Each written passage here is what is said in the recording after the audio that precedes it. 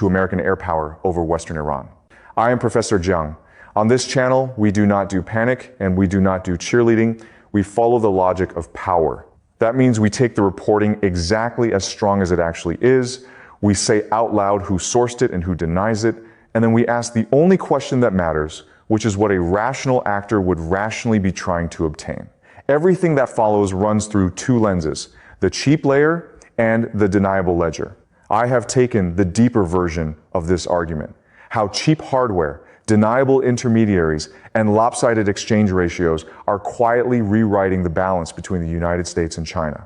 And I put all of it into an ebook called The Next Global Shift. The link is in the description and the pinned comment. Now let us go to the facts. The timeline, clean. On the 29th of July, 2026, Reuters, in reporting by John Irish and Jonathan Saul, published an exclusive story citing unnamed sources. The claim is specific. Iran will receive within weeks a first shipment of what may eventually total up to 400 Chinese man-portable air defense launchers. The systems named are the QW-12 and the FN-16. The value is put at $60 to $70 million. And the contract, according to that reporting, was signed not with a Chinese state defense conglomerate under its own name, but with an entity called Zhongqing Baoshang International Investment, described as a Hong Kong intermediary. Keep that name in mind, because it is the first exhibit in the Deniable Ledger. Over the 29th and 30th of July, the story traveled. Defense News carried it. The Jerusalem Post carried it. The Hill carried it. Army Recognition carried it, with the technical detail. Iran International carried it. The Taipei Times carried it. I want you to notice what that list is and what it is not. That is a single source exclusive being republished, which is normal journalism, but it is not 6 independent confirmations. It is one report with 6 echoes. Hold that distinction, because the entire analysis depends on it.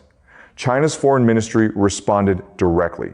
Beijing called the reports completely groundless and said that China has consistently played a role in promoting peace and ending the conflict. That is the official position. And I'm going to treat it as a real data point rather than as noise, because the precise wording of a denial tells you something. Now the hardware, because the hardware is the whole story, and the hardware is the first exhibit in the cheap layer.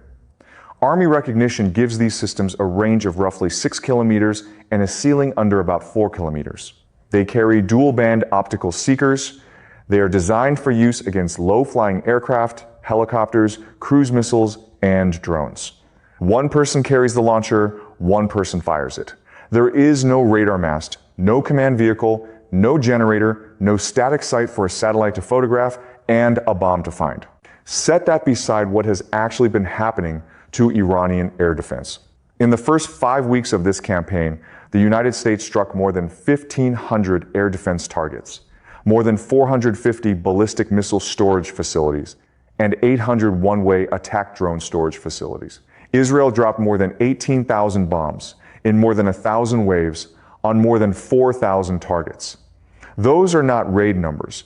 That is the systematic dismantling of an integrated air defense network. And yet, the Wall Street Journal reported that Iran has been repairing its bombed missile bases faster than anticipated. The Times of Israel published satellite imagery showing tunnel entrances re-excavated within months, and the reason given matters enormously.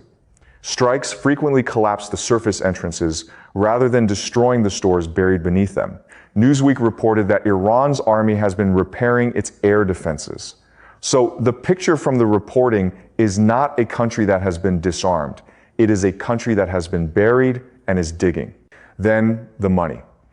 Air and Space Forces magazine reported the Pentagon putting the cost of Iran operations at about $29 billion as of the 12th of May, 2026, with the full cost still unclear. Flight Global reported a figure of about $25 billion, most of it munitions. The Christian Science Monitor published its own cost breakdown on the 8th of July. And on the 28th of July, one day before the Reuters story, The Intercept reported that Iran has worked out how to overwhelm American air defenses through mass and cost rather than through quality. Aircraft attrition has been real. Reported losses include F-15E fighters, a KC-135 tanker, an E-3 AWACS, an A-10, multiple MQ-9A Reapers, 2 MC-130J transports, and MH-6 Little Bird helicopters. And even without losses, the meter runs. A fighter sortie costs roughly $50,000. A heavy bomber sortie runs over $100,000. Those are the facts. Every one of them is attributed. Now the question. Here's the mystery. Iran has just lost, by the reporting, most of a long-range integrated air defense system. The obvious purchase is replacement. Long-range radar, high-altitude interceptors, something that can reach the altitude where American bombers actually fly. Instead, if Reuters is right, Iran spent its money on 400 launchers that a single soldier carries on his shoulder and that cannot reach above about 4 kilometers. Not one of them can touch a B-2. Not one of them can threaten a bomber at altitude. So why that purchase? Why now? And why through a Hong Kong investment company nobody outside the trade press had heard of last week? The answer, I am going to argue, has 2 halves. The cheap layer answers why that hardware. The Deniable Ledger answers why that paperwork. Answer both, and you understand the next phase of this war. I want to give you 2 frameworks for this episode, and I want you to hold them in this order. Because the first explains the hardware, and the second explains the paperwork. The first is what I call the cheap layer. The second is what I call the Deniable Ledger. Start with the cheap layer. Everyone analyzing this war has been looking at the top of the sky. That is where the drama is. That is where the bombers are, where the stealth is, where the 1,500 struck air defense sites were. And at the top of the sky, Iran has lost. Comprehensively. There is no argument to be had about whether a QW-12 changes the survivability of a bomber at 30,000 feet. It does not. It cannot. Physics settles it. But an air campaign is not only conducted at the top of the sky. Look at that attrition list again, and look at it not as a list of losses, but as a list of altitudes. An MQ-9 Reaper does not do its work from the stratosphere. It loiters. It orbits low and slow for hours, because that is what persistent surveillance requires, and because low and slow is where you actually see a truck, a tunnel mouth, a work crew re-excavating an entrance. An MC-130J transport flies low. An MH-6 Little Bird flies very low. An A-10 exists to be low. A KC-135 tanker is not a low-altitude aircraft, but its orbit is predictable, and its escort requirements are real. Every single one of those platforms lives inside the exact band that a 6-kilometer range, 4-kilometer ceiling, shoulder-fired missile is built to contest. That band is the cheap layer. Say it with me, because it is the organizing idea of this whole episode. The cheap layer. The cheap layer is the altitude where the expensive part of American air power has to come down to do the useful part of its job. Bombing a surface entrance is cheap and, on the evidence of the Times of Israel imagery, often insufficient. Finding out what is under the entrance, watching who rebuilds it, tracking where the stores were moved, striking accurately when it matters, recovering people, inserting teams, all of that requires descending into the cheap layer and staying there. Now think about what 400 launchers do to the cheap layer, assuming the report is accurate. They do not shoot down a campaign, they tax it. Every MQ-9 orbit has to be reconsidered. Every helicopter route has to be replanned. Every low transport run needs a threat assessment that did not exist last month. Suppression of enemy air defenses was designed against emitters, against radars that announce themselves the moment they switch on. A man with an optical seeker on his shoulder emits nothing. There is nothing to detect, nothing to home on, nothing to destroy preemptively. You cannot bomb 400 soldiers you cannot find, distributed across a country the size of Western Europe, in terrain that is already proven excellent at hiding things underground. So the first move of the cheap layer is denial without interception. Iran does not need to hit an aircraft to win here. It needs to make American planners assume it might. That assumption, applied across thousands of sorties, changes altitude, changes loiter time, changes sensor resolution, changes response speed. You degrade the intelligence picture without firing a shot. The second move of the cheap layer is where the economics bite. $60 to $70 million for up to 400 launchers. Do the arithmetic against the other numbers in this story. The Pentagon's Iran operations were put at about $29 billion by mid-May by Air and Space Forces magazine. About $25 billion by Flight Global, most of it munitions. $60 million is a rounding error inside that. It is roughly what a few hundred fighter sorties cost to fly, at $50,000 a sortie. It is less than the cost of a single one of the airframes on that attrition list.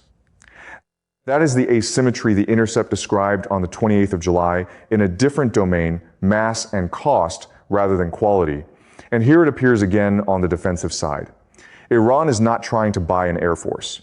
It is buying the cheapest possible instrument that forces the most expensive possible instrument to behave differently.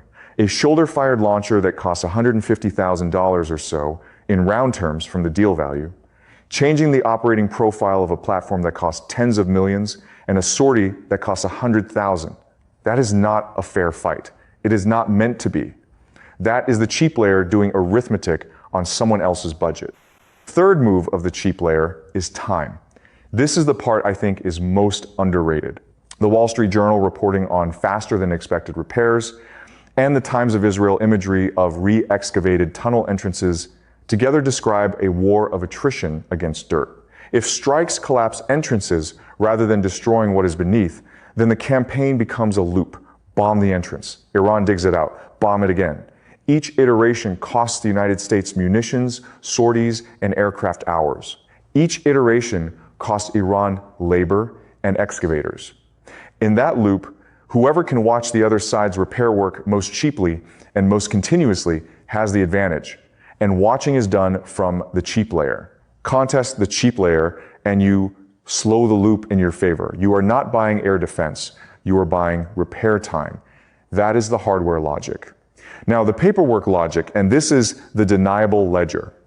The Reuters reporting does not describe a state-to-state arms transfer announced from a podium. It describes a contract signed with Zhongqing Baoshang International Investment, a Hong Kong intermediary. That structure is the point, and it deserves as much analytical attention as the missiles. That structure is the deniable ledger. Think about what a state wants when it moves capability into a war it says it is trying to end. It wants the capability to arrive. It wants the recipient to know where it came from.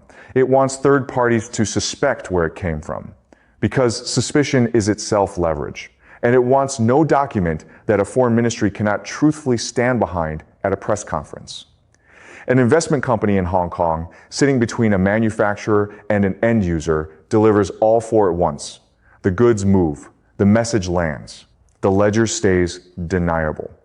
That is why I call it the deniable ledger, rather than simply a shell company. A shell company hides money. The deniable ledger moves capability while preserving a sentence that a diplomat can say without lying. And notice how well Beijing's actual language fits inside the deniable ledger. Completely groundless.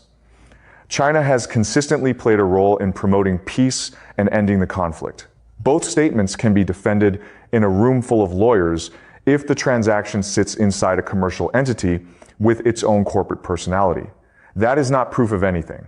Denials of true things and denials of false things use the same vocabulary, which is exactly why the denial cannot settle the question, and exactly why I keep flagging that this rests on unnamed sources and that nothing has been confirmed to have arrived. But the deniable ledger explains something else, and this is where the mystery starts to resolve. Ask why the reported purchase is not a long-range system. There is a plausible answer that has nothing to do with what Iran wants and everything to do with what a supplier can plausibly let move. A long-range integrated air defense system is a strategic transfer. It comes with radars, training, integration, technicians, a footprint you cannot hide and cannot disown. It is a decision to enter a war. A crate of shoulder-fired launchers moving through a commercial intermediary is a transaction. It is small, fungible, hard to trace to a decision maker, and it exists in enormous quantities in the global arms economy already. So the answer to why Iran bought the short-range option may be that the short-range option was the only thing the deniable ledger can carry. The ceiling of about 4 kilometers is not just a technical specification. In this reading, it is a political specification. It is the altitude below which a supplier is willing to be involved, and above which nobody will touch it.